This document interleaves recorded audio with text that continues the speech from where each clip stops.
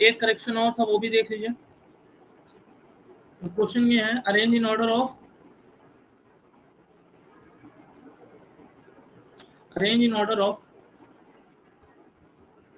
Boiling point, arrange in order of boiling point.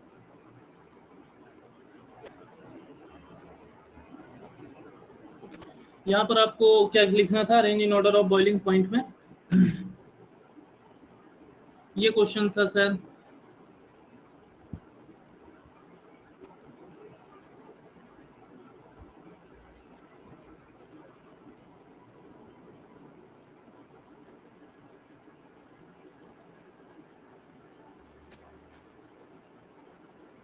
ये शायद question था ए बी सी डी। थोड़ा अरेंज करिए आप लोग,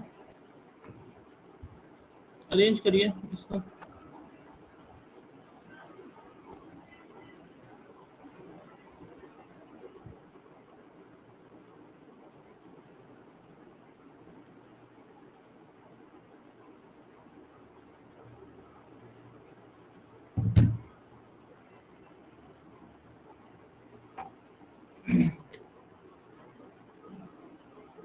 बाकी लोग भी अरेंज करिए।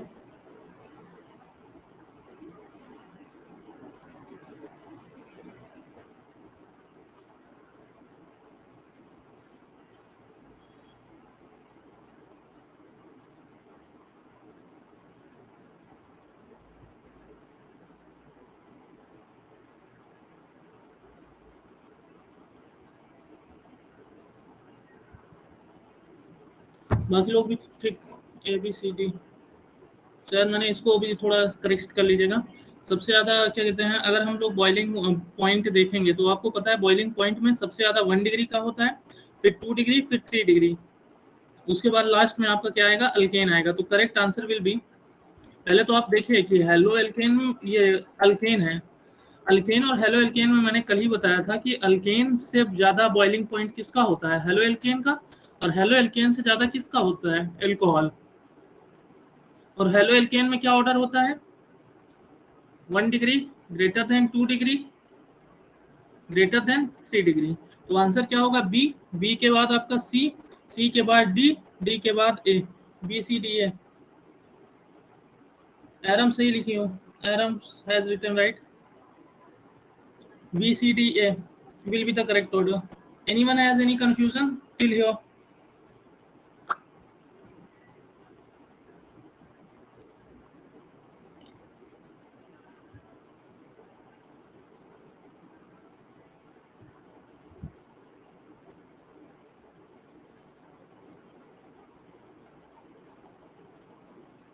किसी कुछ पूछना है? Anyone has to ask anything in the previous class? Anyone any confusion?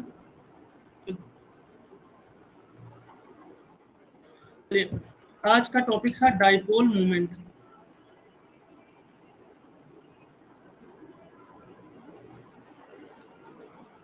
आप लोग वेक्टर्स स्टार्ट हुआ कि नहीं स्कूल में? Have they started vectors in school? They have started vector, yes or no?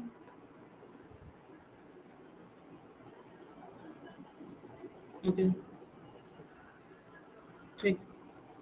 Dipole moment में देखिएगा, डाइपोल मोमेंट मैंने आपको बताया था कि मान लीजिए दो एटम है एक्स और वाई, अगर इनके बीच इलेक्ट्रोनेगेटिविटी डिफरेंस है, मतलब एक ज्यादा इलेक्ट्रोनेगेटिव है और एक कम, जैसे for example let us suppose H and F, तो फ्लोरीन की इलेक्ट्रोनेगेटिविटी वैल्यू होती है 4, हाइड्रोजन की होती है 2.2, तो which is more electronegative, fluorine. ठीक, तो ये जो एच एफ का बॉन्ड होगा उसका इलेक्ट्रॉन किसकी तरफ खिसक जाएगा, जिसका इलेक्ट्रोनेगेटिविटी ज्यादा होगा। इस केस में क्या होगा बेटा, जो फ्लोरीन होगी इस पे आएगा डेल्टा नेगेटिव चार्ज, और इस पे आएगा, जितना इस पे डेल्टा नेगेटिव चार्ज आएगा उतना ही डेल्टा पॉजिटिव, मतलब ये मान लीजिए अगर इस पे 0.002 कूलम नेगेटिव चार्ज आएगा तो इस पे 0.002 पॉजिटिव कूलम चार्ज आएगा, मतलब चार्जेस क्या होंगे, इक्वल। और इनके बीच की डिस्टेंस डी, जो डाइपोल मोमेंट होता है इसको म्यू से रिप्रेजेंट करते हैं, ये होता है charge into distance, Q is the charge, charge को ऐसे रिप्रेजेंट किया है delta into D, D is the distance between the charge, और यूनिट क्या होगी, bore magneton. It is a vector quantity, मैंने लिखा था dipole moment is a vector quantity. The head of arrow points towards more electronegative atom, और इसका dipole moment का direction positive से नेगेटिव की तरफ होता है। और फिजिक्स में पढ़ेंगे डायपोल मोमेंट का डायरेक्शन नेगेटिव से पॉजिटिव है, तो हमारे केमिस्ट्री में डायपोल मोमेंट का डायरेक्शन फिजिक्स के डायपोल मोमेंट से अलग होता है। ठीक,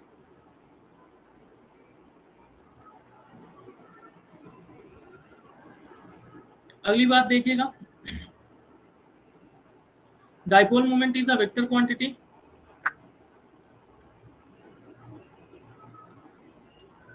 shown by arrow, head of arrow points towards more electronegative atom,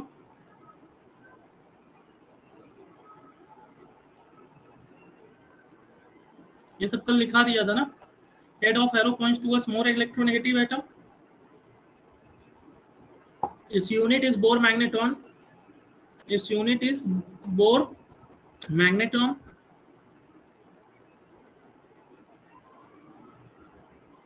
it is represented by mu। ठीक, हम लोग को आज डायपोल मूवमेंट में dipole movement of hello arene पढ़ना है, dipole movement of hello arene. Before I proceed with the dipole moment of hello arene, आप मुझे बताइए, मान लीजिए ये दो वेक्टर्स हैं और दोनों की टेल टच कर रही है, ये मान लो वेक्टर x है और ये वेक्टर y है, तो इसका वेक्टर रिजल्टेंट क्या होगा बताएंगे? दोनों का हेड टच, वो टेल टच कर रहे हैं,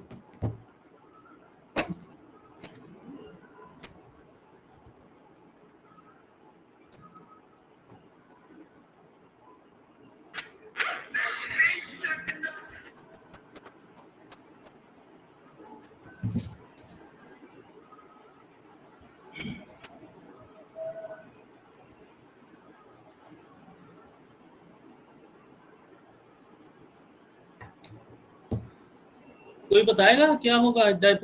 डायपोल मूवमेंट का जो वेक्टर रिजल्टेंट आएगा वो क्या आएगा? ये अभी वेक्टर नहीं पढ़ा है क्या आप लोगों ने? चलिए ध्यान से सुनिए, दो वेक्टर अगर उनका, देखिए ये वेक्टर का हेड होता है और ये टेल होता है, तो दो वेक्टर का चाहे हेड टच करे चाहे दोनों का टेल टच करे, ठीक, तो इसका जो वेक्टर रिजल्टेंट आता है वो इन दोनों के बीच में आता है, इसका वेक्टर रिजल्टेंट जो आएगा इन दोनों के बीच आएगा। ठीक, इसको हम लिख सकते हैं रिजल्टेंट वेक्टर, और रिजल्टेंट वेक्टर जो होगा उसकी वैल्यू क्या होगी? Under root x1 square plus x2 square plus 2x1 x2 cos theta.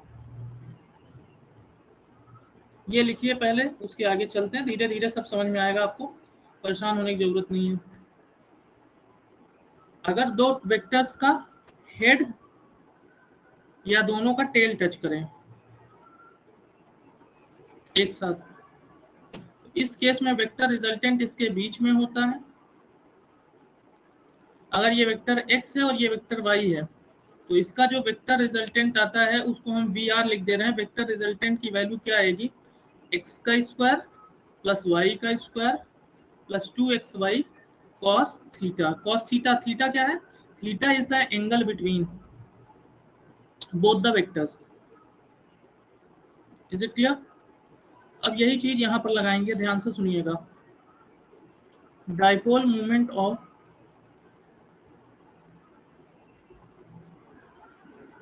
Die substituted benzene,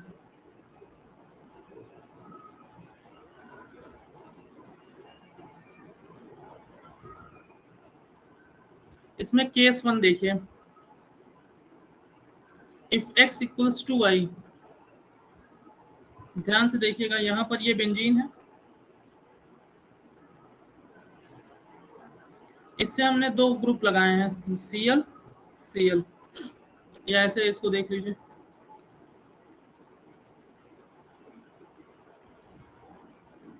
ये आपका ऑर्थोस हो गया, ये आपका हो गया मेटा, और ये हो गया आपका पैरा। अब आपसे पूछा जाए कि बताइए, sorry not OH, it will be Cl, just wait for a second, this will be Cl, this will be Cl। आपसे पूछ लें डाइपोल मूवमेंट किसका सबसे ज्यादा होगा, तो पहले ध्यान से एरो बनाना सीख लीजिए। यहाँ पर क्या होगा, कार्बन, यहाँ पर क्लोरीन। कार्बन क्लोरीन में ज्यादा इलेक्ट्रोनेगेटिव क्लोरीन है, तो डाइपोल जो बनेगा वो इस कार्बन पे नेगेटिव चार्ज आएगा, सॉरी पॉजिटिव, इस क्लोरीन पे नेगेटिव। तो जो डाइपोल बनेगा वो इधर बनेगा, और उसका एरो का हेड किधर होगा, ऊपर की तरफ। और यहाँ पर जो डाइपोल बनेगा वो ऐसे बनेगा, ठीक। तो दो क्या कहते हैं, डाइपोल हैं। अगर इन डाइपोल्स को हम जोड़ दें तो देखिए यही बनेगा कि नहीं। जब इन दोनों वेक्टर्स को जोड़ेंगे तो एक वेक्टर ऊपर की तरफ और नीचे भी, और इनके बीच का एंगल 60 डिग्री, ठीक। इसी तरीके यहाँ भी कार्बन क्लोरीन में वेक्टर का डायरेक्शन ऊपर और इस वेक्टर का डायरेक्शन नीचे, मोर इलेक्ट्रोनेगेटिव एटम की तरफ रहेगा। इसको अगर मिला देंगे तो इस तरीके का बनेगा, एंगल 120। यहाँ पर देखिए एक डाइपोल मूवमेंट ऊपर और नीचे का डाइपोल मूवमेंट नीचे, it is a vector of like this, ठीक। अब आप मुझे बताइएगा, अगर यहाँ पर डेल नेगेटिव, यहाँ पर डेल पॉजिटिव, यहाँ पर डेल नेगेटिव, तो यहाँ पर जो डाइपोल मूवमेंट आएगा उसको म्यू1 लिख सकते हैं, म्यू1 equals to del plus into D. और यहाँ पर जो डाइपोल आया मूवमेंट आएगा म्यू2, उसकी भी वैल्यू क्या होगी, डेल इनटू डी। अब ध्यान से देख लीजिए, दोनों के चार्जेस बराबर हैं, क्योंकि यहाँ भी क्लोरीन है और यहाँ भी, मतलब x बराबर क्या है, y, मतलब दोनों वेक्टर्स क्या है, बराबर। जो वैल्यू म्यू1 की होगी वही वैल्यू म्यू2 की भी होगी। बोलो यहाँ तक समझ में आया, यहाँ तक समझ में आ रहा है जो पढ़ाया जा रहा है।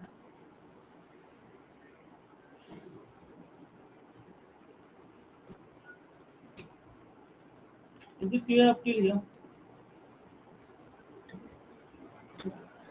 अब हमको यहाँ पर फॉर्मूला लगाना है। आप देख रहे हैं कि दोनों वेक्टर्स के टेल टच हो रहे हैं और ये एंगल कितना है, 180 डिग्री है। दोनों वेक्टर्स के जब टेल टच करें या हेड टच करें तो जो वेक्टर रिजल्टेंट आएगा, यहाँ पर वेक्टर किसका है, डाइपोल मूवमेंट। तो डाइपोल मूवमेंट का जो रिजल्टेंट आएगा वो आएगा म्यू1 का होल स्क्वायर प्लस म्यू2 का whole square plus 2 म्यू1 म्यू2 cos theta. अब ध्यान से देखिएगा, म्यू1 म्यू2 बराबर है, क्योंकि हम जो डाइपोल मोमेंट निकाल रहे हैं वो कार्बन Cl के बीच यहाँ भी निकाल रहे हैं और कार्बन और Cl के बीच यहाँ भी निकाल रहे हैं। तो यहाँ पर जो डाइपोल मोमेंट की वैल्यू आएगी म्यू1, वही डाइपोल मोमेंट की वैल्यू यहाँ भी आएगी, मतलब म्यू1 बराबर म्यू2। तो जब म्यू1 बराबर म्यू2 रखेंगे तो इसको म्यू ही रख दें, म्यू का स्क्वायर प्लस म्यू का स्क्वायर लिख दीजिएगा, म्यू1 इक्वल्स टू म्यू2, इक्वल्स टू हमने क्या मान लिया, म्यू, प्लस 2 टाइम्स म्यू1, sorry cos theta equals to 2 mu square plus 2 mu square cos theta. अब ध्यान से देखिएगा, cos थीटा की वैल्यू रख रहे हैं पहले वाले केस में, इन केस वन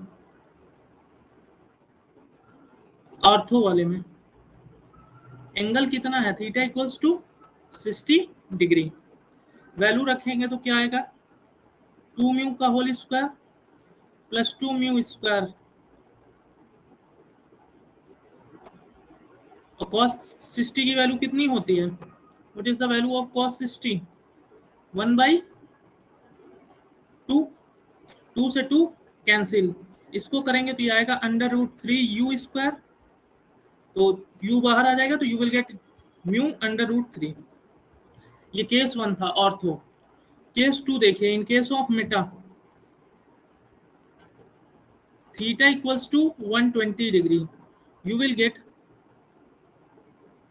2 म्यू1 mu square plus 2 mu square cos 120। cos 120 की वैल्यू कितनी होती है, cos 120 की वैल्यू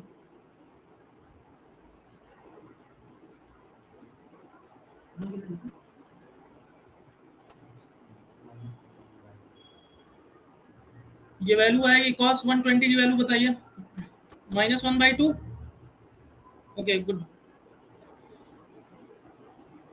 ये हो गया 2 mu square plus 2 mu square, और cos 120 की वैल्यू रखेंगे -1/2। ये यहाँ से कैंसिल होगा, you will get 2 mu square minus mu square equals to under root mu square, and you will get value mu. Case 3 para वाला, थीटा बराबर 180 degree, तो डाइपोल मूवमेंट जो रिजल्टेंट आएगा वो क्या होगा, 2 mu square plus 2 mu square cos 180, और आप सभी जानते हैं cos 180 की वैल्यू 0 होती है, 0 नहीं होती, -1 होती है। क्या होती है, -1। cos 180 की वैल्यू -1, तो ये -1 जब मल्टीप्लाई होगा तो इसकी वैल्यू म्यू आर की वैल्यू क्या आ जाएगी। तो आपने देखा डाइपोल मूवमेंट सबसे ज्यादा कब है, जब ग्रुप्स किस पोजीशन पे प्रेजेंट है, ऑर्थो, उसके बाद पैरा, सॉरी मेटा, और पैरा वाले का डाइपोल मूवमेंट क्या हो गया, 0। एक कहानी मैं आपको और समझा दे रहा हूँ, ध्यान से देखिए, इतना आपको याद करने की जरूरत नहीं है। आपको ये देखना है कि जब इफ, केस 1 में ही देख लीजिए, case 1, if both vector touches head और टेल, मतलब या तो दोनों वेक्टर का हेड टच हो या तो दोनों वेक्टर का टेल। जैसे यहाँ पर दोनों का क्या टच हो रहा है, टेल, और यहाँ पर दोनों का क्या टच हो रहा है, हेड, तो इसका वेक्टर रिजल्टेंट इसके बीच में आता है, उसको म्यू आर लिख दे रहे हैं।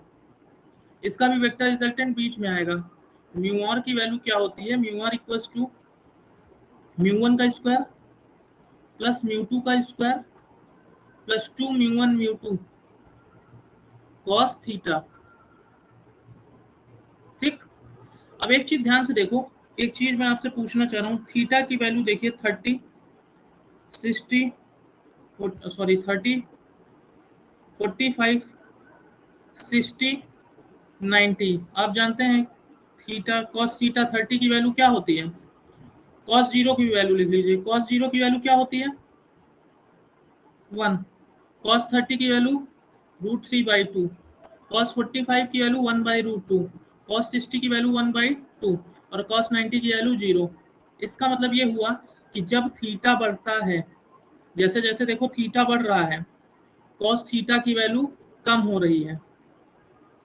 कॉस थीटा की वैल्यू सबसे कम तब था जब थीटा सबसे कम था, जैसे जैसे थीटा बढ़ रहा है कॉस थीटा की वैल्यू घट रही है। कॉस 60 और कॉस 90 की देख लो, थीटा 60 से 90 हुआ तो कॉस थीटा की वैल्यू हाफ से 0 हो गई। ये बात समझ में आई कि नहीं, थीटा बढ़ने पे कॉस थीटा घटता है, ये बताओ, ये समझ में आया, थीटा बढ़ेगा तो कॉस थीटा घटेगा। ये बात सभी को समझ में आई, बायो और मैथ सब वालों को। जैसे जैसे एंगल बढ़ता जाता है कॉस थीटा की वैल्यू बढ़ती है, सॉरी थीटा की वैल्यू बढ़ती है, कॉस थीटा घट जाता है। अब मुझे बताइएगा, इसमें कॉस थीटा ऐड हो रहा है, यहाँ पर पॉजिटिव है ना, तो कॉस थीटा ऐड होगा, तो क्या मैं ये कह सकता हूँ कि जब थीटा बढ़ा तो कॉस थीटा घटा। ठीक, इसका मतलब 2 म्यू 1 म्यू 2 कॉस थीटा की वैल्यू भी क्या होगी, घटेगी, और चूंकि ये जुड़ रहा है, जब ये वैल्यू कम होती जाएगी तो म्यू आर भी घटेगा।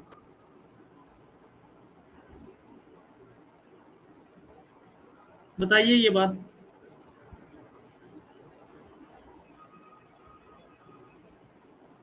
अभी तो देखा ना, थीटा क्या था, थीटा क्या था, पहले 60 डिग्री था, फिर थीटा क्या हुआ, 120 हुआ, फिर थीटा क्या हो गया, 180 डिग्री। तो आपने देखा कि थीटा जब बढ़ा था तो म्यू आर की वैल्यू कॉस थीटा 60 वाले केस में क्या थी, √3 म्यू 1 थी। यहाँ पर कितना था, म्यू था, और यहाँ पर वैल्यू कितनी थी, 0। वही तो कह रहा हूँ, जब थीटा बढ़ेगा, जब थीटा बढ़ेगा तो कॉस थीटा घटेगा। टू म्यू1 म्यू2 कॉस थीटा घटेगा और म्यू आर भी घटेगा। तो इनडायरेक्टली सिर्फ इतना आपको एक स्टेटमेंट याद रखना है, आपको इतना दिमाग ही नहीं लगाना है, बस ये आपको बहुत अच्छे से याद रखना है, क्योंकि इसमें मैथ्स वाले बायो वाले बच्चे हैं उनके लिए मैं इतना सरल कर दे रहा हूँ कि मान लो अगर दो वेक्टर्स देख लो, दोनों का अगर टेल टच करे या दोनों का हेड टच करे, तो सिर्फ याद रखना अगर थीटा बढ़ा, थीटा क्या हो बढ़ेगा, तो म्यू आर घटेगा।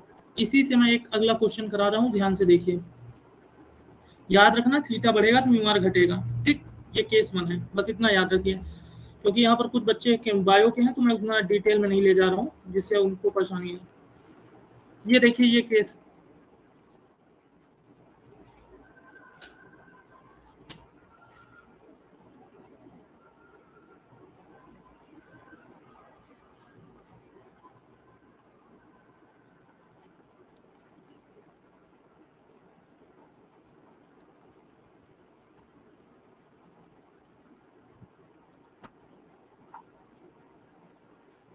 अब आप मुझे बताइएगा, यहाँ पर डायपोल मोमेंट का डायरेक्शन देख लीजिए, कार्बन ब्रोमीन में ज्यादा इलेक्ट्रोब्रोमीन है तो डायपोल मोमेंट का डायरेक्शन किधर की तरफ होगा, bromine.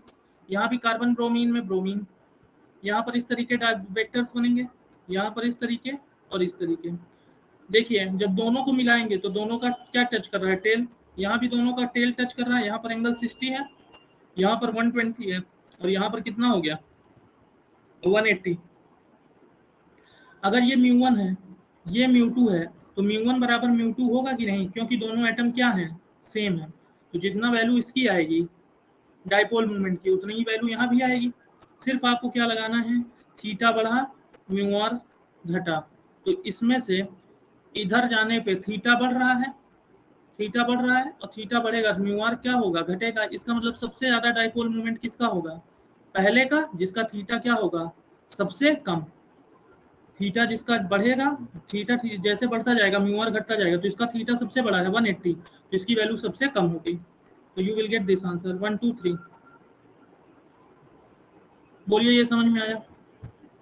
Is the case 1 clear? What about others?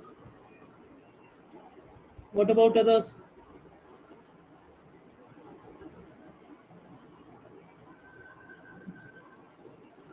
अभी मैं आपको और क्वेश्चंस कराऊंगा, परेशान मत होइए। केस 2 में अभी मैं पढ़ाया कहाँ हूँ भाई, केस 2 क्या समझा दूं, अभी केस 1 ही तो चल रहा है, अभी तो केस 1 ही चल रहा है ना।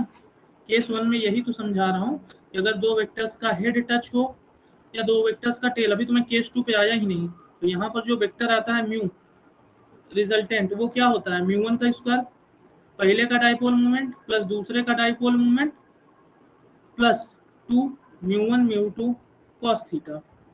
अब आपके केस में दोनों वेक्टर्स का वैल्यू सेम आएगी, ठीक, तो आपको सिर्फ इतना याद रखना है कि थीटा बढ़ेगा तो कॉस थीटा घटता है, आपको पता होना चाहिए।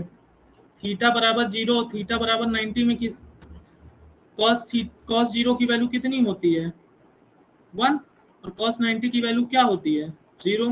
मतलब थीटा बढ़ेगा तो कॉस थीटा की वैल्यू क्या होगी, घटेगी। और अगर कॉस थीटा घटेगी तो ये कॉस थीटा इसमें मल्टीप्लाई हो रहा है कि नहीं, ये जितनी वैल्यू छोटी होती जाएगी उतना इसकी वैल्यू छोटी होती जाएगी, और ये इसमें ऐड हो रहा है तो म्यू आर की वैल्यू क्या होती जाएगी, घटेगी। तो आपको सिर्फ इतना याद रखना है, थीटा बढ़ा तो म्यू आर घटा।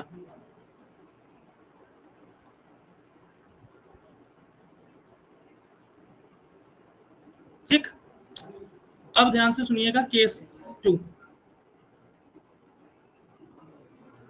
अब आते हैं केस 2। अगर एक वेक्टर का हेड टच कर रहा हो और दूसरे का टेल, ये केस होगा, तो जो म्यू रिजल्टेंट आता है वो म्यू1 square plus म्यू2 square minus 2 म्यू1 म्यू2 cos theta. Example देखिएगा, सी द एग्जाम्पल।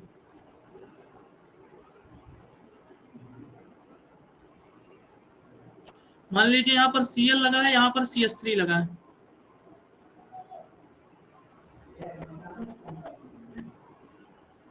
ये Cl और ये CH3, ये Cl और ये CH3। अब आपसे पूछ लें कि बताइए डाइपोल मोमेंट सबसे किसका ज्यादा होगा, तो यहाँ भी वही ध्यान से देखिए लगेगा, थीटा बढ़ेगा तो कॉस थीटा घटेगा, और कॉस थीटा जितना घटता जाए हमारा उतना ही फायदा है, क्योंकि वो सब्सट्रैक्ट हो रहा है, तो म्यू आर क्या हो जाएगा, बढ़ेगा। आपको सीधे याद रखना है, अगर थीटा बढ़ा तो म्यू आर बढ़ा। जैसे देखिए इसमें वेक्टर्स कैसे टच करेंगे, कार्बन और क्लोरीन में ज्यादा इलेक्ट्रोनेगेटिव कौन है, क्लोरीन, तो यहाँ पर डाइपोल मूवमेंट का डायरेक्शन क्या होगा, ऊपर की तरफ होगा। इस कार्बन का हाइब्रिडाइजेशन देखिए sp2, और इस कार्बन का हाइब्रिडाइजेशन देखिए sp3। आपको पता है sp2 वाला कार्बन ज्यादा इलेक्ट्रोनेगेटिव होता है, तो यहाँ पर जो वेक्टर का डायरेक्शन होगा वो इधर होगा। इसी तरीके यहाँ ऊपर और यहाँ पर इस साइड, यहाँ पर ऊपर, यहाँ पर कार्बन, ये sp2 हाइब्रिडाइज्ड है और ये sp3, तो ज्यादा इलेक्ट्रोनेगेटिव कौन होगा, ये वाला, तो डायरेक्शन ये होगा। अब आपके पास दो वेक्टर इस तरीके हैं, यहाँ पर एंगल 60 डिग्री, यहाँ पर 120, और यहाँ पर क्या है दोनों 180। ठीक, तो आप देख रहे हैं थीटा बढ़ेगा तो कॉस थीटा घटेगा, म्यू आर बढ़ेगा। तो पूछ रहे हैं इन तीनों में सबसे ज्यादा डाइपोल मोमेंट किसका होगा, तो देख लो जिसका थीटा सबसे ज्यादा उसका म्यू आर भी सबसे ज्यादा, इसका मतलब सबसे ज्यादा third, greater than second, greater than first. This is all about dipole moment. एक बार और मैं समझा दे रहा हूँ, क्वेश्चन से करा देता हूँ।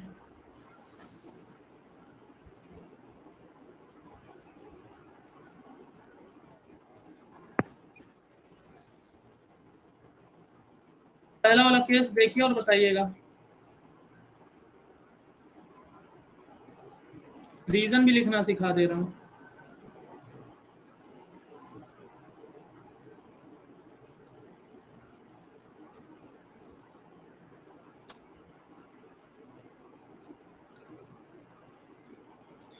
अब 11th में का टाइम निकल गया, वहाँ पढ़ाते डाइपोल मोमेंट, तो क्या कहते हैं और टॉपिक्स लेते हैं डाइपोल मोमेंट में। बस आपको इतना याद रखना है जितना मैं आपको समझा रहा हूँ। दोनों वेक्टर्स का क्या टच हो रहा है, यहाँ पर कार्बन क्लोरीन में ज्यादा इलेक्ट्रोनेगेटिव कौन होगा, क्लोरीन, तो हैरो किधर की तरफ होगा, क्लोरीन की तरफ, यहाँ भी क्लोरीन की तरफ, यहाँ भी क्लोरीन, यहाँ भी क्लोरीन, यहाँ भी क्लोरीन, यहाँ भी क्लोरीन। अगर इन दोनों वेक्टर्स को ज्वाइन करेंगे तो ये इस तरीके आएंगे। यहाँ पर एंगल कितना होगा, this will turn out to be an angle of 60 degree. यहाँ पर इनके बीच का एंगल क्या है, 60 डिग्री है। सर हाँ सर इसके पहले जो केस 3 था सर उसमें एंगल 0 होगा सर, एंगल क्या था, 0 होगा सर बी आर वाले में सर, एक ही सर एंगल कहाँ बन रहा है उसमें 180 का। हाँ सॉरी, उसमें सॉरी, यहाँ पर एंगल कितना होगा, 0 होगा सर, तभी तो सर मैक्सिमम होगा, cos 0 होगा तभी तो 1 होगा सर। सही कह रहे हैं, बट उसको आप डायरेक्शन से बस वेक्टर्स के डायरेक्शन कंपेयर करो बेटा, 0 नहीं होगा। अगर मान लो जो तुम कह रहे हो मैं उसकी वैल्यू रख दूं, cos 180 की वैल्यू क्या रख दूंगा, mu are equals to mu one square plus mu two square. अगर मैं एंगल कितना रख दूं, आप क्या कह रहे हैं, 0, तो 0 की वैल्यू कितनी आएगी, cos 0 की वैल्यू 1 होती है क्या, तो ये पूरा कैंसिल हो जाएगा, म्यू आर 0 होगा, ये नहीं पॉसिबल है बेटा। जो लिखाया गया वो सही लिखाया गया है। ये एंगल आप सिर्फ वेक्टर्स देखिए, यहाँ पर वेक्टर्स की एरो और हमें उससे मतलब नहीं है, सिर्फ हमको जोड़ना है वेक्टर्स को। ये वेक्टर और ये वेक्टर एक दूसरे के कितने एंगल पे हैं, 180 डिग्री पे है। ये वेक्टर्स और ये वेक्टर एक दूसरे के कितने एंगल पे हैं, 120। ये वेक्टर और ये वेक्टर, अब ये मत देखो कि दोनों सेम डायरेक्शन में है तो इनके बीच की वैल्यू 0 होगी, हमको इससे मतलब नहीं है। हमको सिर्फ हेड और टेल को मिला के देखना है इनके बीच एंगल कितना बन रहा है। अब ये मत सोचिए कि दोनों का हेड ऊपर है तो एंगल 0 होगा, ये नहीं करना है। समझ में आया सत्यम, यहाँ पर थीटा कितना हो गया, 180 डिग्री। हमको उस डायरेक्शन से, वेक्टर के डायरेक्शन से नहीं लेना है, हमको दोनों वेक्टर्स जोड़ के देखना है। ठीक, यहाँ पर कौन सा फॉर्मूला लगाएंगे बताइए, म्यू रिजल्टेंट इक्वल्स टू म्यू1 का स्क्वायर प्लस म्यू2 का स्क्वायर प्लस 2 म्यू1 म्यू2 कॉस थीटा। ठीक है, इसका तो मैंने सब वैल्यू भी निकलवा के प्रूफ आपको करा दिया है। ठीक, अब ध्यान से देखिएगा, थीटा यहां पर जाने पे बढ़ रहा है कि नहीं? थीटा क्या हो रहा है? इंक्रीज हो रहा है। थीटा इंक्रीज होगा तो कॉस थीटा की वैल्यू क्या होगी? डिक्रीज करेगी, क्योंकि कॉस 60 की वैल्यू कितनी होती है आपको पता है? 1/2। कॉस 120 की वैल्यू कितनी होती है? -1/2। और कॉस 180 की वैल्यू -1 होती है कि नहीं? बोलिए। मतलब थीटा बढ़ रहा है तो कॉस थीटा घट रहा है, ये दो बात समझ में आई। 1/2 बड़ा होता है -1/2। अब इतनी बात तो पता ही होगी सबको, 1 is greater than -1.2 and it is greater than, sorry, half is greater than -1 और ये ग्रेटर है -1। तो थीटा जैसे जैसे बढ़ रहा है कॉस थीटा की वैल्यू ऐसे वैसे घट रही है। कॉमन सेंस की बात है, थीटा बढ़ेगा कॉस थीटा घटेगा। कॉस 0 की वैल्यू होती है 1 और कॉस 90 की वैल्यू 1। तो थीटा बढ़ा मगर वैल्यू क्या हो गई? कम। तो थीटा बढ़ने पे कॉस थीटा घटेगा। ठीक, अब इसी वैल्यू को फॉर्मूले में रख दो तो म्यू क्या आएगा? म्यू इक्वल्स टू म्यू1, पहला इसका देख रहे हैं, म्यू रिजल्टेंट जब एंगल 60 डिग्री है, दोनों वेक्टर्स अगर ये म्यू1 है और ये म्यू2 है, म्यू1 क्या होगा? म्यू1 equals to charge into distance. म्यू2 भी क्या होगा? Charge into distance. अब चूंकि यहाँ भी कार्बन क्लोरीन है और यहाँ भी कार्बन क्लोरीन है, तो दोनों में चार्जेस बराबर होंगे और दोनों की डिस्टेंस भी बराबर होगी। तो म्यू1 म्यू2 ना कह के हम इसको एक वैल्यू मान लेते हैं, म्यू। म्यू1 बराबर म्यू2 इक्वल्स टू म्यू। म्यू का स्क्वायर प्लस म्यू का स्क्वायर प्लस 2 म्यू1 म्यू2, तो ये फिर से 2 म्यू स्क्वायर कॉस थीटा। ठीक, अब चारों केसेस इसको लिख सकते हैं, mu are equals to 2 mu square plus 2 mu square cos theta. अब वैल्यू आपको याद ही है, जब केस 1, जब थीटा बराबर कितना है? 60 डिग्री, तो यहाँ पर वैल्यू रख दो 2 mu square plus 2 mu square cos 60 की वैल्यू कितनी होती है? 1/2। 2 से 2 कैंसिल, ये आ गया √3 यू स्क्वायर, इसकी वैल्यू हो जाएगी u √3। ठीक, केस 2, वही बात फिर से समझा रहा हूँ, ध्यान से देख लो। अगर थीटा की वैल्यू क्या हो जाए? थीटा बिकम्स 120 डिग्री, ये हो जाएगा 2 mu square plus 2 mu square. अब cos 1/20, cos 120 की वैल्यू -1/2, ये यहाँ पर कैंसिल होगा, you will get 2 is you square minus you square, you will gate √u square और इसकी वैल्यू आ जाएगी u या म्यू1, जो भी कहना। Case 3, if theta equals to 180 degree, value आएगी 2 mu square plus 2 mu square cos 180 की वैल्यू कितनी होती है? -1, तो ये -1 हो जाएगा, this will B 2 mu square minus 2 mu square, इसकी वैल्यू आ जाएगी 0। तो देख लीजिए, थीटा बढ़ा, थीटा 60 हुआ, फिर थीटा 120 हुआ, फिर थीटा 180 हुआ। देख लीजिए नीचे, देखिए थीटा बढ़ने पे, नीचे जाने पे थीटा बढ़ रहा है, कॉस थीटा की वैल्यू क्या हो रही है? घट रही है। जब थीटा बढ़ता है तो कॉस थीटा घटता है और वेक्टर रिजल्टेंट जो आता है म्यू आर, उसकी वैल्यू भी क्या हो जाती है? घट जाती है। पहले √3 म्यू था, फिर म्यू हुआ, फिर 0 हो गया।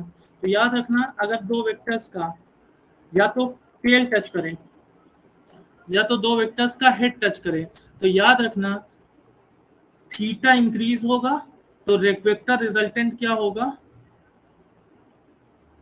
डिक्रीज होगा। क्वेश्चन देखिए अगला, arrange in order of dipole movement, arrange in order of dipole movement.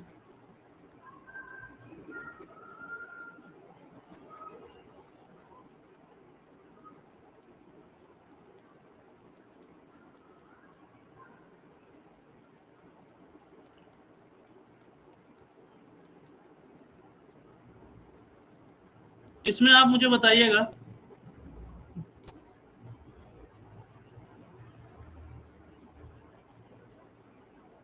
सत्यम उसको 180 मानेंगे, आप कंफ्यूज मत होइए, 180 मानेंगे उसको, 0 नहीं मानेंगे।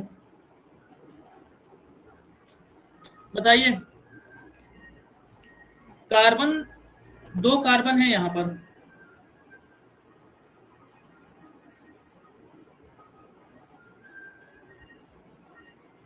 This is carbon 1, this is carbon 2। Carbon 1 और कार्बन 2 में ज्यादा इलेक्ट्रोनेगेटिव कौन है? कार्बन 1 और कार्बन 2 में ज्यादा इलेक्ट्रोनेगेटिव कौन है? 1 है, क्योंकि 1 वाला कार्बन कौन सा कार्बन है? sp2 हाइब्रिडाइज्ड है, और ये कार्बन कौन सा हाइब्रिडाइज्ड है? sp3। तो ये ज्यादा इलेक्ट्रोनेगेटिव है, तो डाइपोल मूवमेंट का डायरेक्शन इधर होगा, टुवर्ड्स मोर इलेक्ट्रोनेगेटिव। इसी तरीके इस कार्बन और इस कार्बन में भी ये इलेक्ट्रोनेगेटिव ज्यादा है, यही यहाँ भी बनेगा और यहाँ भी वही बनेगा। ठीक, अब इन वेक्टर्स को अगर देखिए, जोड़ के देखिए, तो दोनों का क्या टच कर रहा है? हेड।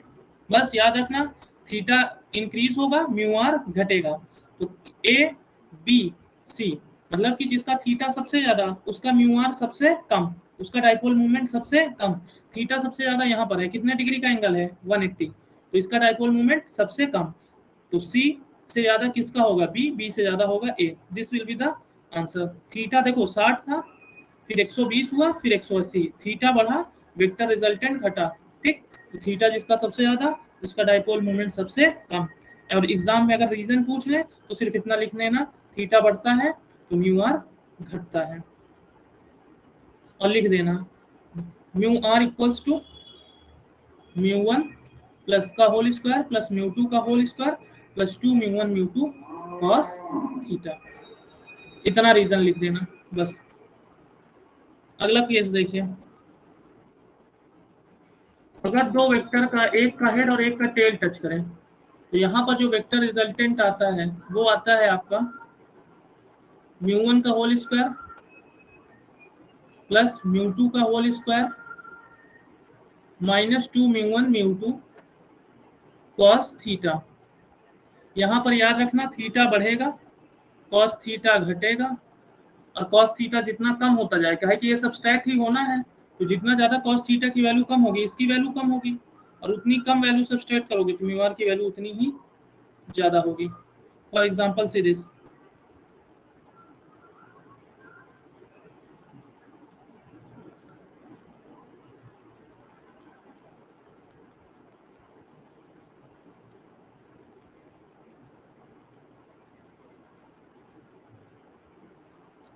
यहाँ पर कार्बन क्लोरीन में ज्यादा इलेक्ट्रोनेगेटिव कौन है? क्लोरीन। तो ऊपर वेक्टर का डायरेक्शन, ये कार्बन sp2 हाइब्रिडाइज्ड है तो ये ज्यादा इलेक्ट्रोनेगेटिव होगा, इस तरीके एरो बनेगा। तो यहाँ पर देखिए, एक का हेड और दूसरे का क्या टच कर रहा है?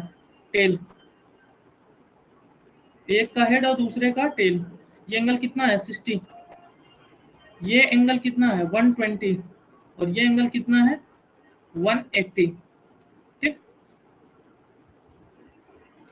थीटा जैसे बढ़ेगा कॉस थीटा घटेगा, और म्यू आर की वैल्यू क्या होगी? और बड़ी होगी। इसका मतलब जिसका थीटा सबसे ज्यादा उसका म्यू आर सबसे ज्यादा, मतलब यहाँ पर आंसर क्या हो जाएगा? C greater than B greater than A. Reason कोई पूछ ले तो लिख देना थीटा इंक्रीज होगा तो म्यू आर भी इंक्रीज होगा, और लिख देना mu are equals to under root mu one square plus mu two square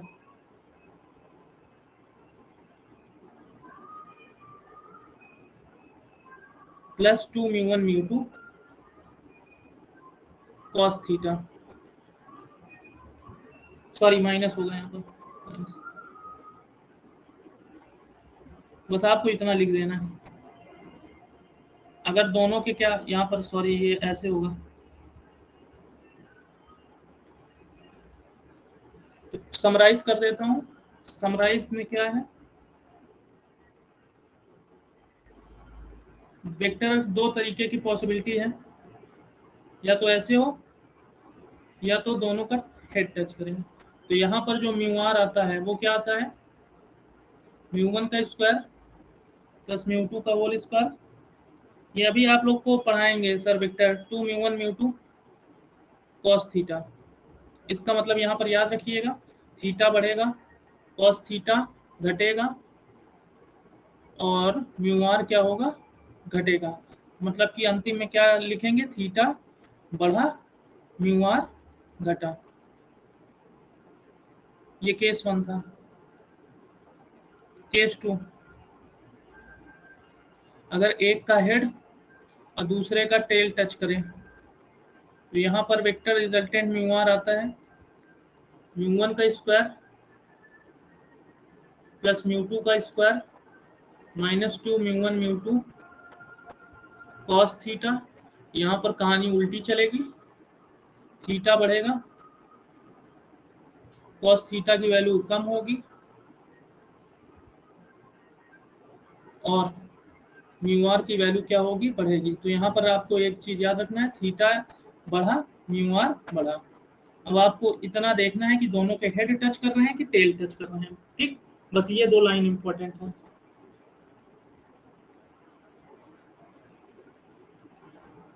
question से देता हूं, करिए आप लोग। I am giving you some questions, just try to solve it. Wait for a second, let me check for the questions.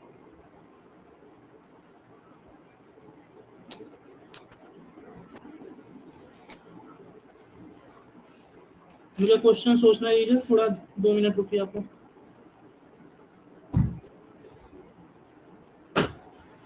चलिए, arrange in order of dipole movement. Question है arrange in order of dipole movement.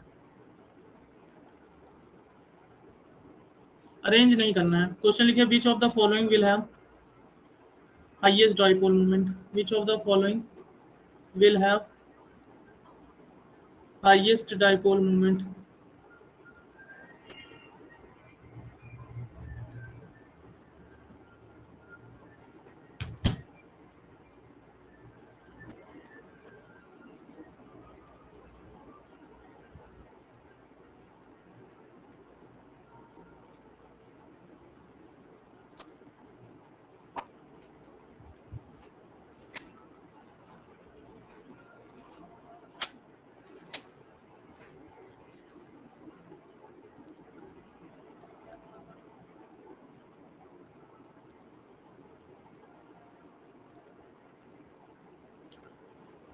Option में दे रहा हूं, लिखने की जरूरत नहीं है।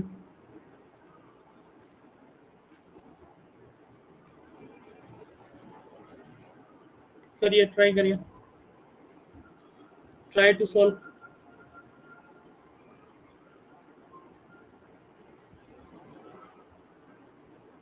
इतने कम लोग क्यों आंसर कर रहे हैं, 10 में से 3 लोग।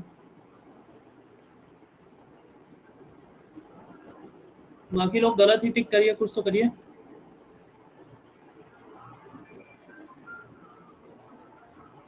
पूछा गया किसका डाइपोल मोमेंट सबसे ज्यादा होगा।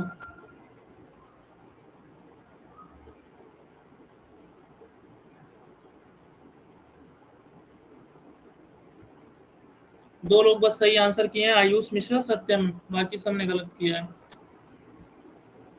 जो डी वाले टिक कर रहे हैं उनको तो मुझे लगता है दिमाग घर पे छोड़ के आए हैं। पूछा विच of the following will have highest dipole moment. पहले तो वेक्टर बताओ दोनों का क्या होगा, दोनों का वेक्टर बताओ क्या होगा। हेड टू हेड टच करेगा कि हेड टू टेल, बताइए। दोनों वेक्टर्स में क्या है, लिखिए। दोनों वेक्टर्स का टेल टच करेगा कि एक हेड एक टेल, सिर्फ टेल टच करेंगे दोनों के। कार्बन ऑक्सीजन में ज्यादा इलेक्ट्रोनेगेटिव, ऑक्सीजन। कार्बन क्लोरीन में ज्यादा इलेक्ट्रोनेगेटिव, Cl। यहाँ पर ऑक्सीजन, यहाँ पर Cl, यहाँ पर ऑक्सीजन, यहाँ पर Cl, यहाँ पर कार्बन ऑक्सीजन में ज्यादा ही है। इसका तो डाइपोल मोमेंट तुरंत जीरो हो जाएगा। एक वेक्टर ऊपर की तरफ, दो इक्वल फोर्स जब एक अपोजिट डायरेक्शन में एक्ट करते हैं तो उनकी वैल्यू जीरो होती है। फोर्सेस भी क्या होते हैं, वेक्टर्स ही तो होते हैं। तो अगर ये वेक्टर ऊपर की तरफ है और ये वेक्टर नीचे की तरफ है तो इसका डाइपोल मोमेंट, अगर ये इसका डाइपोल मूवमेंट म्यू1 है तो इसका भी डाइपोल मूवमेंट म्यू1 होगा। और दोनों वेक्टर अपोजिट डायरेक्शन में है तो इसकी वैल्यू तो वैसे भी जीरो हो जाएगी। ये मैक्सिमम होगा कि मिनिमम होगा।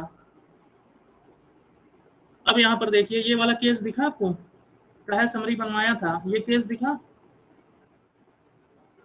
थीटा बढ़ेगा म्यू आर घटेगा, इसका मतलब जिसका थीटा सबसे कम उसका म्यू आर सबसे ज्यादा, तो आंसर 1 होगा। अगर कोई अरेंज करने को बोल देता तो 1 greater than second, greater than third, greater than fourth, ये सही होता। बोलिए समझ में आया? बोलिए आप समझ में आया? अगला क्वेश्चन देखिए,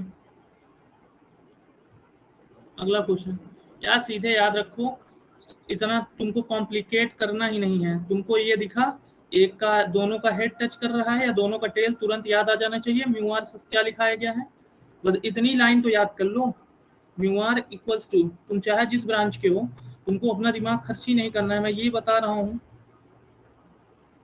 अच्छा ये बताओ, यहाँ पर mu one mu two equal होंगे क्या? क्या यहाँ पर mu one mu two equal होंगे? अगर मान लो ये म्यू वन है और ये म्यू टू है, तो क्या mu one mu two equal होंगे इस केस में? नहीं इक्वल होंगे, क्योंकि एक में कार्बन ऑक्सीजन के बीच बॉन्ड बना है और एक में कार्बन और सीएल। और तुमको ये इतनी बात समझ में आई? Is this clear to everyone? Dipole moment mu one mu two बराबर नहीं होंगे इस केस में। बस इतना याद रखना है, थीटा बढ़ा कॉस थीटा घटा कॉस थीटा घटेगा, क्योंकि यहाँ पर कॉस थीटा ऐड हो रहा है, तो अगर थीटा घटेगा तो म्यू आर भी घटेगा। और तुमको लास्ट लाइन यही लिखनी थी, थीटा बढ़ा तो म्यू आर घटेगा, बस इतना याद रखना था। या तो इसको और शब्दों में क्या लिख सकते हैं कि इस केस में थीटा म्यू आर के इनवर्स, म्यू आर थीटा के इनवर्सली प्रोपोर्शनल है। थीटा जैसे बढ़ेगा म्यू आर घटेगा, इसका मतलब थीटा जिसका कम होगा उसका म्यू आर सबसे ज्यादा होगा, तो आंसर ये हो जाएगा। थीटा जैसे जैसे बढ़ रहा है म्यू आर की वैल्यू क्या होती जा रही है? कम। लास्ट क्वेश्चन देखते हैं कितने लोग का भी दिमाग चालू हुआ।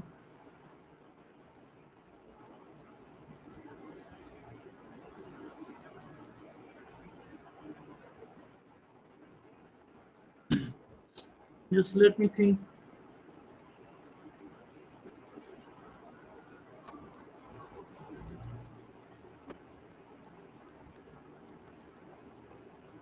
आराम से आंसर करिए, होश में करिए।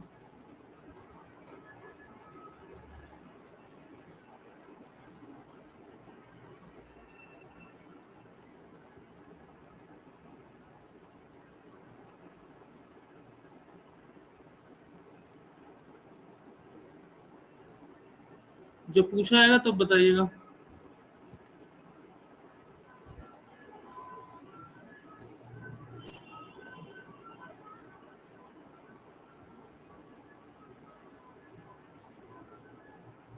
ये वाला ऑप्शन हटा दीजिए कुछ देर के लिए, ये हटा दीजिए। ये बताइए किसका डाइपोल मोमेंट सबसे ज्यादा होगा?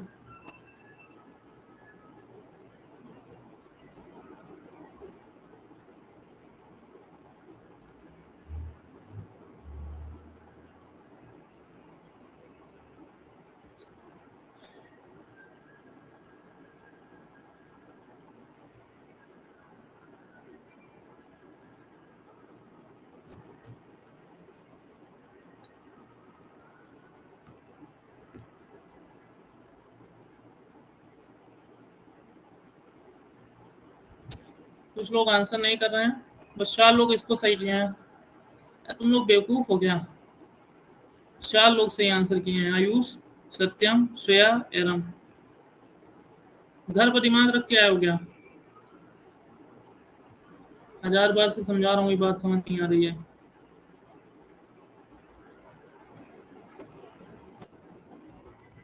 कुछ लोग तो ऑप्शन डी भी पिक कर सकते हैं, ना भी दिया हो तब भी। Just wait for a second.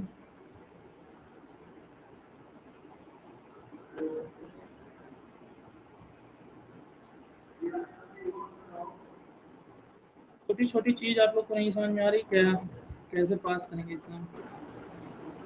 Carbon oxygen में ज्यादा इलेक्ट्रोनेगेटिव ऑक्सीजन, इस कार्बन का हाइब्रिडाइजेशन sp2 है, इसका sp3 है, तो यहाँ पर एरो ऐसे होगा, यहाँ पर ऊपर, यहाँ पर इस साइड, यहाँ पर ऊपर, यहाँ ऊपर।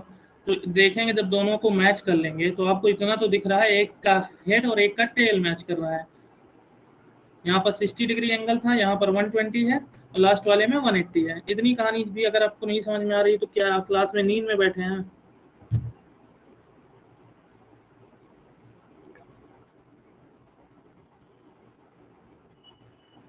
बताया जब दो वेक्टर का हेड और टेल टच करेगा तो म्यू रिजल्टेंट क्या आता है? Mu one square plus म्यू2 square -2 म्यू1 म्यू2 cos theta. मैं कहा अगर तुमको मैथ बिल्कुल भी नहीं आती, हालांकि ये कॉमन सेंस की बात है, अगर इतनी बात आपको नहीं समझ में आ रही तो मैथ लेके तो परेशान रहिए। थीटा बढ़ा, थीटा बढ़ने पे कॉस थीटा घटती है। अब ये कॉमन सेंस की बात है, नहीं आता मैथ्स लगाओ। और कॉस थीटा घटेगा तो म्यू आर की वैल्यू बढ़ेगी।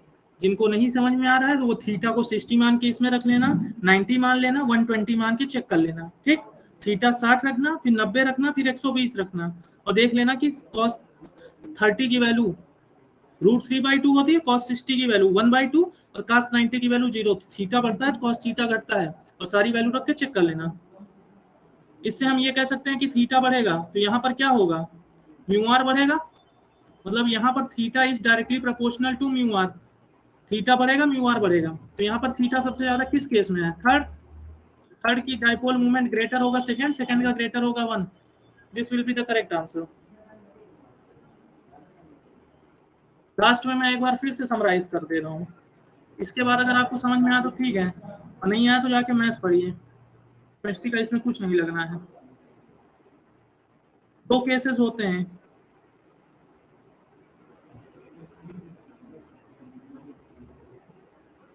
इफ वेक्टर दोनों के या तो टेल टच करें या दोनों के हेड टच करें, या तो वेक्टर के टेल टच करें या हेड टच करें। मतलब दिमाग में ये डायग्राम बनाने रखना, या तो दोनों के टेल टच करें या दोनों के हेड टच करें। तो यहाँ पर याद रखना म्यू आर का कौन सा फॉर्मूला लगाओगे, mu one square plus म्यू2 square plus 2 म्यू1 म्यू2 cos theta. कम से कम इतना स्टेटमेंट तो लिख सकते हो। यहाँ पर लिख देना थीटा बढ़ेगा, कॉस थीटा की वैल्यू घटेगी, म्यू आर घटेगा।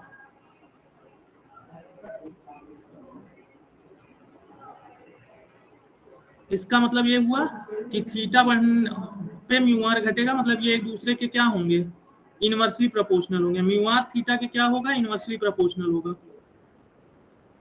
केस 2 देख लीजिए,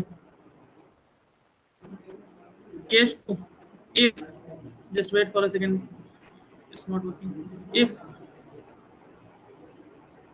एक का हेड एंड टेल टचेस, अगर एक का हेड और दूसरे का टेल टच कर रहा है, if head and tail touches, तब वहां पर म्यू आर क्या आएगा, म्यू1 का स्क्वायर प्लस म्यू2 का square -2 म्यू1 म्यू2 cos theta.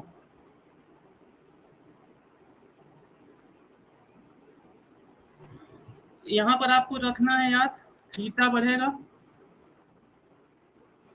Cos theta घटेगा, म्यू आर बढ़ेगा।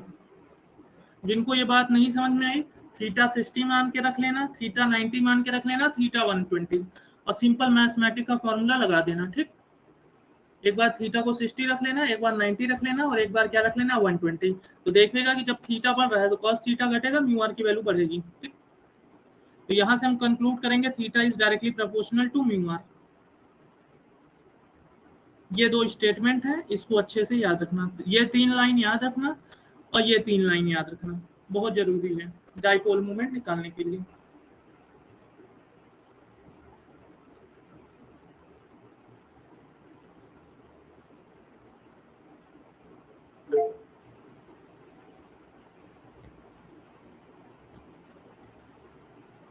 यहां तक समझ में आया? यहां तक समझ में आया सभी को?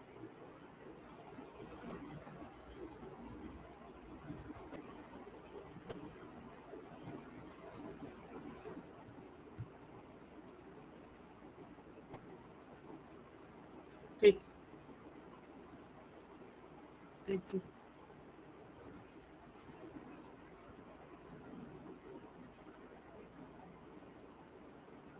ठीक।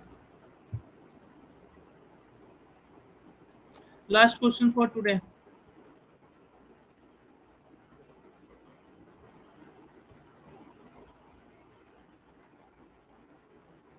घर पे जाके इसकी प्रैक्टिस याद करिएगा। बस वेक्टर का पूछ निकालना जान जाओ, हो जाएगा क्वेश्चन।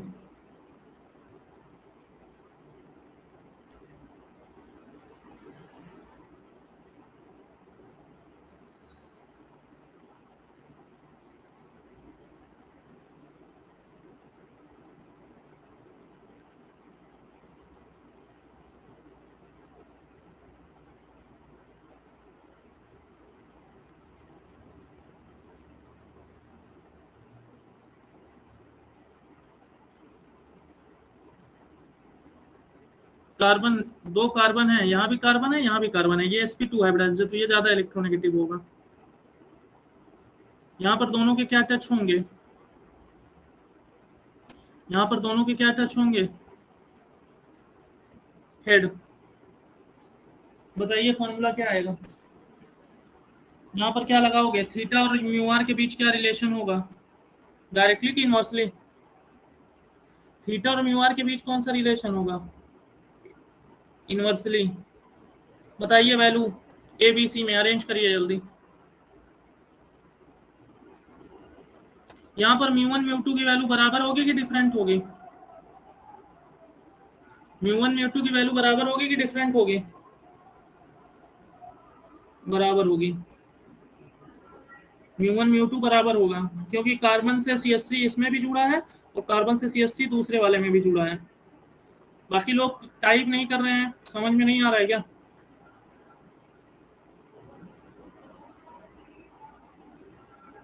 भाई मैं समझाया तो बायो वालों को भी समझा दिया, तुमको इतना दिमाग पे लोड देने की जरूरत ही नहीं है। कम से कम वेक्टर का डायरेक्शन तो बना लोगे। तुमको कौन सा मैं रिसर्च करने को बोल रहा हूँ, मैं ये बता रहा हूँ ये कार्बन sp2 हाइब्रिडाइज्ड है, ये sp3 है। ज्यादा इलेक्ट्रोनेगेटिव कौन होता है, sp2। तो एरो इधर की तरफ होगा, यहाँ भी एरो इधर की तरफ होगा। मैंने आपको दो केस लिखाए हैं, दोनों के हेड टच कर रहे हैं, तो आपको सिर्फ 3 लाइन लिख देनी है कि थी म्यू आर की वैल्यू क्या है। 3 लाइन आपको लिखनी है, mu one square plus mu two square plus 2 mu one mu two cos theta. आपके एक स्टेटमेंट लिखना है, थीटा इंक्रीज हुआ, कॉस थीटा घटा, म्यू आर घटा, मतलब theta is inversely proportional to mu r. बस ये 3 लाइन लिख देना। थीटा जैसे जैसे बढ़ता जाएगा म्यू आर घटता जाएगा, तो सबसे डाइपोल मोमेंट ज्यादा किसका होगा, 1 ग्रेटर देन 2 ग्रेटर देन 3। अब इतना भी अगर आपको नहीं समझ में आ रहा है तो आप इलाज कराइए दिमाग का।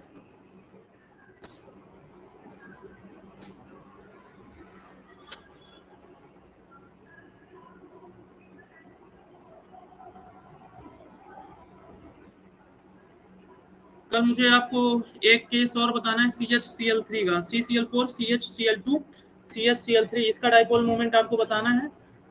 बट आप कल यहाँ तक रिवाइज करके आइएगा, ठीक है। किसी को कुछ पूछना हो तो बताइए। आज 1 ही घंटे क्लास चल पाएगी। I have some important work. चलो 2 मिनट में रिकॉल कराइए। अगर दो वेक्टर के या तो हेड ही टच कर जाएं या दोनों के टेल टच कर रहे हो, या तो दोनों के हेड या तो दोनों के टेल, तो थीटा बढ़ने पे म्यू आर की वैल्यू रिजल्टेंट डाइपोल मोमेंट घटेगा कि बढ़ेगा,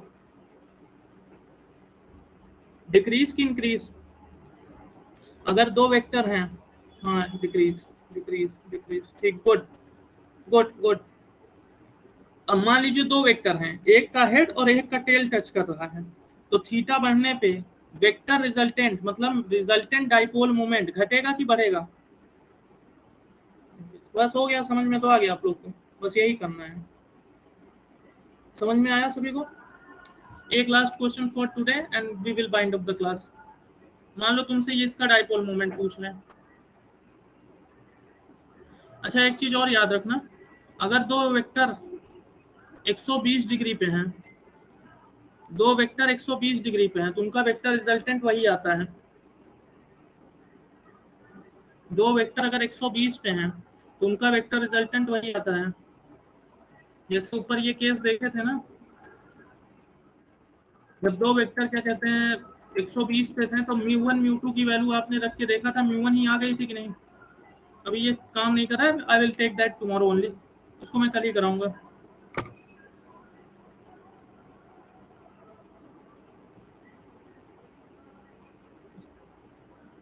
आज मेरा कुछ इंपॉर्टेंट वर्क था 7 बजे, तो that's why I took the class early.